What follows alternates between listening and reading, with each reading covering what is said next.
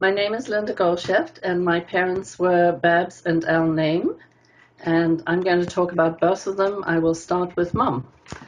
Mum was born in 1914 in South Africa, in Pretoria, and her parents were Maya and Bertha Sklar. And just to give you a little bit of history, the Sklars, Bertha's parents came from Latvia, 1891, and Maya came from Lithuania, from Poinevisk in 1897. And the Luries, who were my mom's grandparents, used to have soirees at their house and entertain a lot of the Russian immigrants who came to South Africa. And that's where Maya, who had come with two of his brothers, met Bertha Lurie, and they got married in 1908. Maya farmed in Eloff, and then he tried his hand at diamond mining in Kimberley.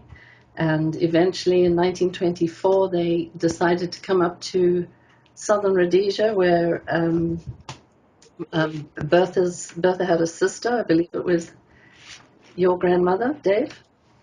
And they went and ran the Trussens Hotel in Bendura. I actually thought they were farmers, but they weren't. They ran a hotel. So when they were in Bendura, Mom was sent to the convent, and there she spent most of her schooling life, and she was apparently top of her class every year that she was there. She was very smart.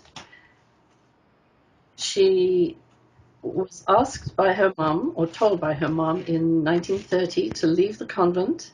It was 3 weeks before she wrote her matric, and she went into Salisbury and started working.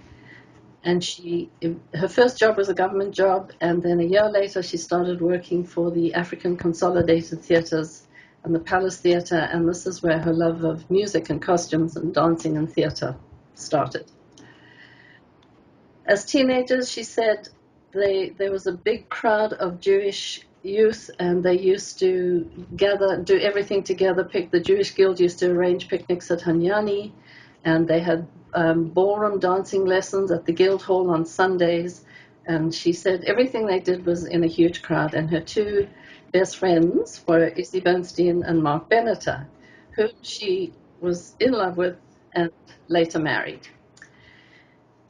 In 1940, she signed up for the army. The war was already in full swing, and she decided to volunteer. She went up to Nairobi and spent 5 years there, 5 years of the war there. And she came back in 41 and married Mark Benneter. And unfortunately, he was, after the wedding, sent off to Burma, and he was killed in Burma. So in 1945, she returned to Salisbury, and I have to say at this point, Mark Benneter was my dad's first cousin. So Mom and Dad actually knew each other as youngsters, but they didn't actually get together till after the war. Mom was a captain in the British Army. She became an acting major towards the end. And I have to say, Mom, she was very, very conscious of being the only Jewish girl at the convent. And she said she was very conscious of it during the war in the British Army. So she was actually supposed to walk in the Victory Parade in London, and for some reason her CO would not let her go, and she really was mad about that for years afterwards. She really thought she'd been cheated. Anyway, so she came back to Salisbury, and she and my dad got married in 1946. Mom started working for Wheatso when she was 16 years old, and I don't know what she did at 16, but in her day there was no Habonim, so Wheatso was her focus. And she had a deep, deep, deep love of Israel and Zionism her entire life. And I believe that came from her grandparents, from the she and her sister Anita started the catering section of Wheatso. They decided one day that there was nobody to do a brocha for a bar mitzvah or any other Jewish event, so they started with doing it small with snacks and stuff, and it just snowballed and became a full-blown catering organization. And Mom did, I I'm sure people watching this will say she either did a bar mitzvah presentation or did their bar mitzvah wedding, because they were involved in just about, every event that happened. It was all volunteer work, and every penny went to Israel. And she was very proud of that fact, until the day she died. In fact, she tried to keep the flag going for Witso in later years now in Zimbabwe, just before she died, and there was no Witso, but she was still trying to wave the flag. She also was very involved in CASO, in Salisbury Women's Zionist League, in the Sephardi Ladies group. She was, I think, in UJW, I'm not sure, but she was involved in every step of the way. The other huge part of Mom's community work and life was through her love of musicals and shows and theatre. She became the wardrobe mistress for Women's Voluntary Services, WVS. They used to put on pantomimes and shows every single year, and we were all in the shows. I mean, it was wonderful. She did costumes. We kept all the costumes and makeup in a hut, in a storage hut in our backyard. And I know that when I grew up, that's where I spent my life playing. I didn't play with dolls, but I was in the costumes and makeup. And we were all in the shows. Dad loved music and singing and had a beautiful singing voice. So there were shows that all four of us were in. And it was a constant hub in our house. It was like Grand Central. There was a constant buzz of people coming back and forth. The phone never stopped ringing. We had people coming for costumes and fittings, and we had one room that was completely separate for the costumes, the sewing. And if it wasn't to do with WVS, people were coming, bringing food. We had ladies cooking in our kitchen. This was before the roads and the memorial halls were built. And it was constant in our house. It never a dull moment, nothing stopped. Mom's siblings, yes. Mom was one of 5 children. Her oldest brother was Dave Sklar, then Mom, then Anita Price, and then 6 years younger was Manny and Sydney, who were twins. Unfortunately, Sydney died when he was 6 months old. So Dave went down to South Africa at a very early age and was not living in Salisbury. And Manny went to Prince Edward as a boarder. And by the time my grandparents had left Bindura and come back into Salisbury, they leased the Langham Hotel. So Nita was a day boarder. She didn't go to boarding school. She went to GHS. Mom also was life president of WVS, and in 1960, when the Congo erupted and took independence, my mom, we didn't see her for 3 weeks. She was down at the agricultural grounds helping the refugees with food and blankets and clothing, and she was gone. In 1967, she was awarded the Rosicrucian Order, which was an award for humanitarian services, and I believe she was the first woman to have received it in Africa. So her life was community work and for WVS and Ritso, and we had a great perspective in our home because of the two communities, serving both communities, both Jewish and non-Jewish, and the theatre, community was largely non-Jewish. Everybody knew my parents. We always had music going in the house and singing, and Dad was very much involved, probably, by osmosis through Mom, but did a lot of work quietly in the background that nobody knew about.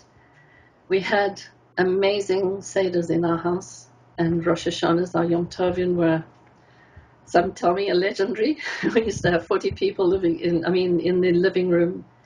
And it was wonderful. It was just wonderful. It was definitely very interesting growing up in my house. And also our street, our neighborhood was so wonderfully Jewish. We had in our street, we had the Barons, the Kings, the Grubers, 2 sets of Bernsteins, the Cohens, the Prices. In the street behind us were 2 families of Blooms. We had the Hatchells and the Gordons across from us, and the Hassans. I mean, it was wonderful. You knew everybody living around. Pelham's behind us as well. Yeah, we used to swim in their pool because we didn't have one. Everybody knew my parents, and my mom was, I can really say she was an Eshet Chayil in every sense of the word. So that's about Mom. I'll go on to Dad now. Dad was born in 1914, same as Mom. They were the same age, a month apart, and his parents were Raphael and Diamante Naim.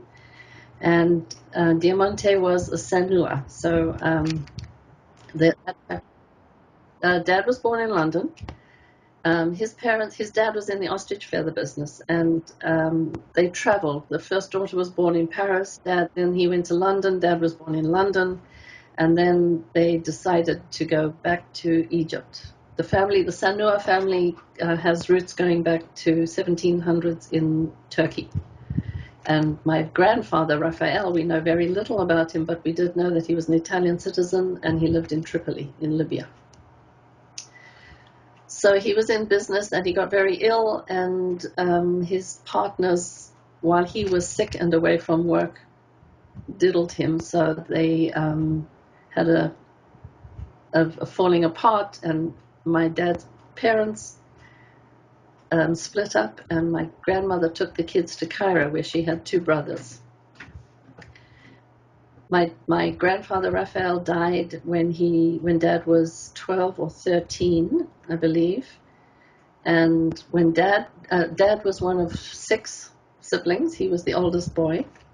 And when he was 16, I have to backtrack. When my grandmother moved to Cairo, she took in a boarder, and his name was Victor Galanti. And eventually Victor Galanti moved to the Congo and was working for my grandmother's brother, Raphael Sanua, in the Congo. When Dad was 16 and his next sister down, Fortuné, was 14, Victor decided that he wanted to marry Fortuné, who he had had his eye on her since she was 9. And I think it was commonplace in those days in the Middle East to marry your girls off very young. So my dad was instructed to take her to the Congo to get married. So they got on a boat and sailed down to Beira, and then took a train to Salisbury, spent 3 weeks in Salisbury, and then went up to the Congo to get married. And Fortuné is the mother of Elia Galanti. After 2 years in the Congo, Dad was not too taken with it, so he came back to southern Rhodesia, and his uncle, Leon Sanua, had asked him to drive a car from the Congo to Rhodesia for him. And basically that's how Dad ended up staying in Rhodesia. He wanted to go back to Egypt, but Leon said to him, the depression there is worse than it is here, so you'd be wise to stay. And he did.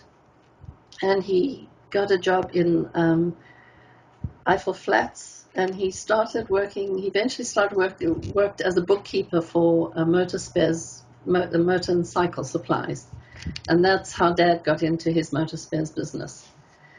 And he got married to a young girl, and then the war broke out. So he had a daughter. I have a half-sister in England called Angela. And she and Dad went off to the war. And he spoke 5 languages. And there was a pulling of both 2 departments. The motor mechanics wanted him for his knowledge and experience in, cars and motor spares, and the intelligence department wanted him for his languages, but the mechanics won out. So he spent his war years in Egypt and then went up to Italy. And his interesting story was his younger brother Victor in Egypt had been sent to Italy when he was a youngster to learn a trade, and he was working with woolens, and that gave him his knowledge in textiles, which he was working at. And in 1944 he was taken to Auschwitz because he was in Italy, And Dad had lost track of him. The family had lost track of him. The Red Cross used to send letters, but eventually, of course, when he went to Auschwitz, the letters stopped. So come the end of the war, Dad is in Livorno, and he gets a message to say that Victor he was liberated from Auschwitz in 1945, and he went back to Milan where he had apprenticed, and he was in a nightclub, and he saw a soldier with Rhodesia on his shoulder tabs. So he went up to the guy and asked him if he knew Alphonse Naim with his broken English and French accent. And the gentleman said, well, I know an Al name, but I'm not sure if it's the same person. I think I know somebody who might be able to help you. They exchanged information, and he went back to his unit, and the person he told the story to happened to be Sue Beneta, who was my dad's first cousin. And through Sue Beneta, they got hold of Dad and arranged for Victor to go back to where Dad was in Livorno and meet him there. And he hadn't seen Victor since he was 8. It had been 15 or 16 years since they'd seen each other. So they allowed him to stay with my dad for a month. He said it was an incredibly emotional meeting, to find his brother in such circumstances. So Dad eventually came back to Salisbury, and unfortunately his wife had divorced him. And so when he came back, he and Mum got together, and they got married in 1946. He had been in shows, variety shows, and he had a beautiful singing voice, and he used to sing all the time. If we ever wanted to find Dad in a supermarket, we'd just listen. He's either whistling or singing somewhere. So he was very involved in the community. He was instrumental in starting the Sephardi choir along with Stella Aladev and Leon Hannon, who to this day is still singing and leading services in the Sephardi shul. He was a Mason, and he used to sing in churches. He used to sing at weddings. He sang at shul. He used to go and sing for the old ladies at the old age home. And he used to sing every single morning in the bathroom. So I used to listen to these songs sung in 8 or 9 languages. He sang everything that he could. He loved music. He was yes, yeah. Although he hated the Beatles. He thought they were the worst thing in the world. And one day I heard him humming to himself, Michelle. And I said, Dad, what are you singing? He says, oh, that's a song I heard on the radio. And I said, it's a Beatles song. Just about undid him. He was very unhappy. No, he did. He was president of the Sephardi Shul for 4 years. And with all his knowledge of languages, the one language that he never learned was Hebrew.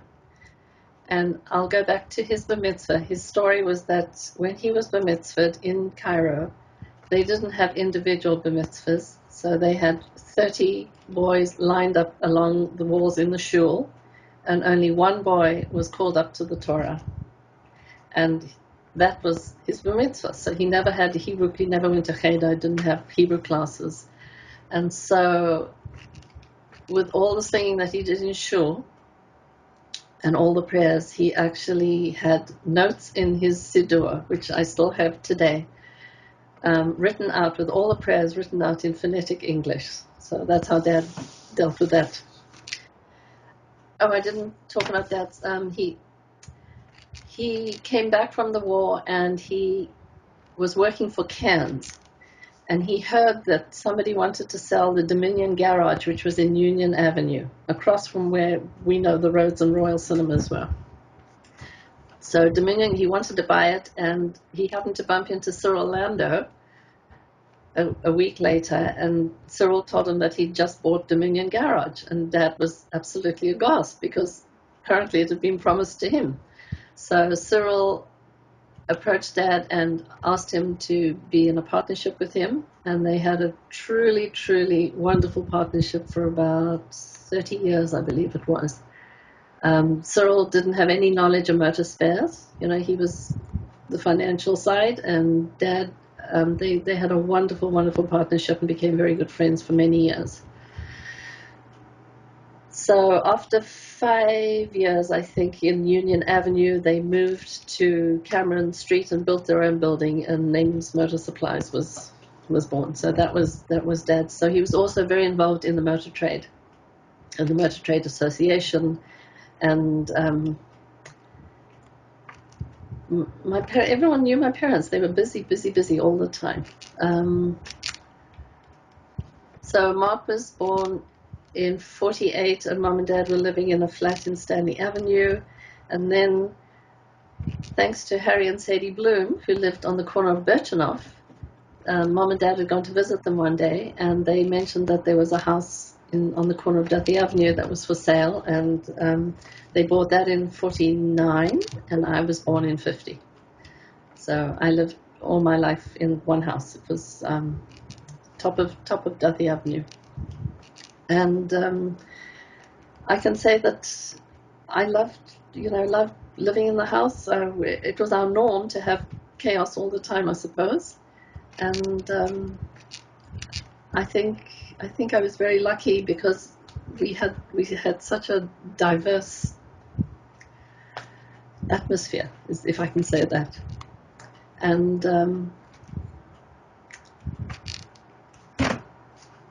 that's it.